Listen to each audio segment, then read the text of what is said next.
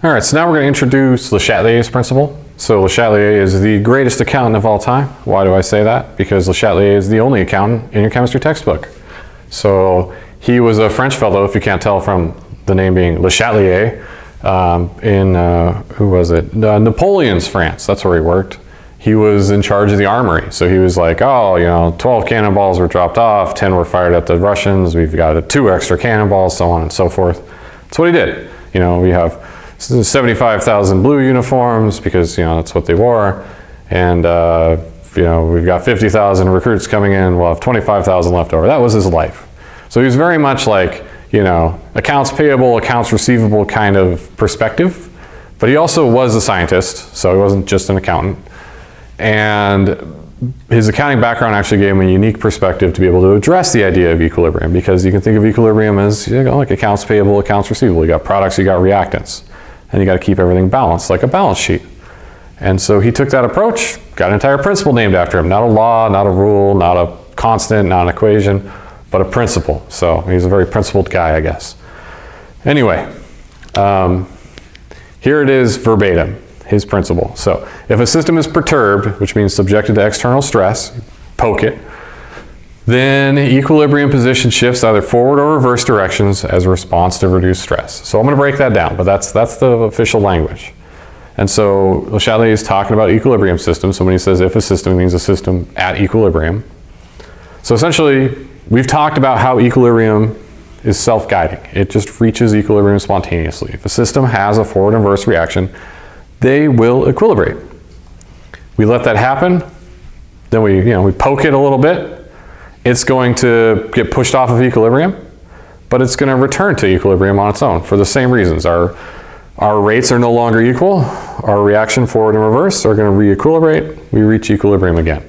We reach a ratio of concentrations that gets us to KEQ, or partial pressures to KP. So KC, KP, whatever. So how can we mess with equilibrium? So the first one I'm going to talk about, I'm going to break this out into several videos. But the first one is going to be, well, if we mess with concentrations, right? That's what we've been talking about this whole time. So let's start there. So let's have a sample system here. So N2 plus 3H2 gets us 2 NH3s.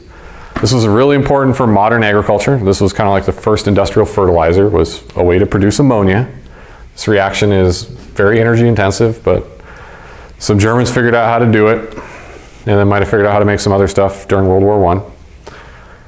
Tricky time and place to be a chemist, let me tell you. A very, very interesting legacy you leave behind in those situations. But we've got our system.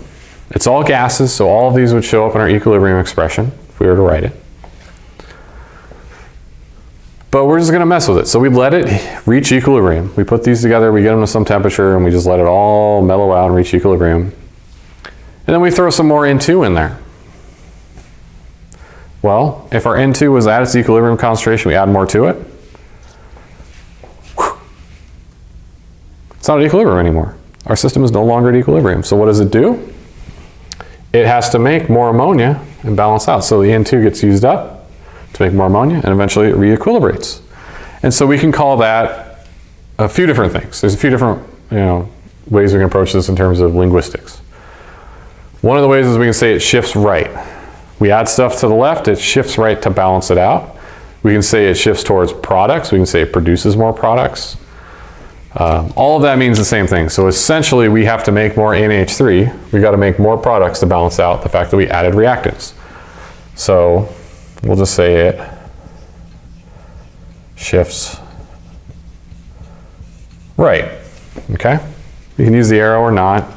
You can use just the arrow if you want. Doesn't matter to me.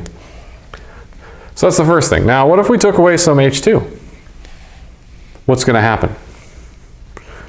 So this was at its equilibrium level, and we pull some away. Well, we're not at equilibrium anymore. We've perturbed it. We've poked the bear.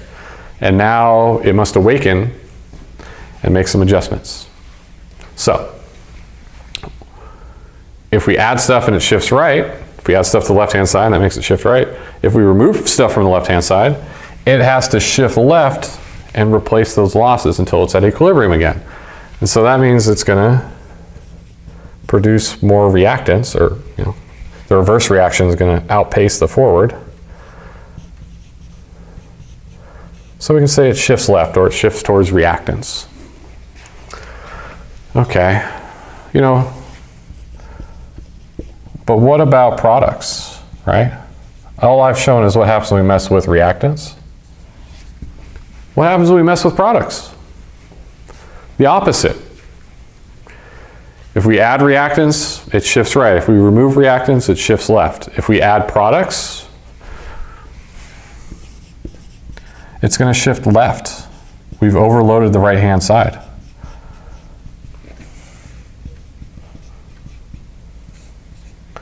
All right, and if we remove a product or more, some number of products, it's going to shift right and replace them. So this initial idea of shift left, shift right, that's really the big buy-in on Le Chatelier's principle. After that, it's just how are we messing with the system to cause these shifts. So ultimately, it's reaching equilibrium again. It's just that we dragged it away from equilibrium, and then it drags itself back to equilibrium. For the same reason we had equilibrium in the first place. It's automatic. It just occurs.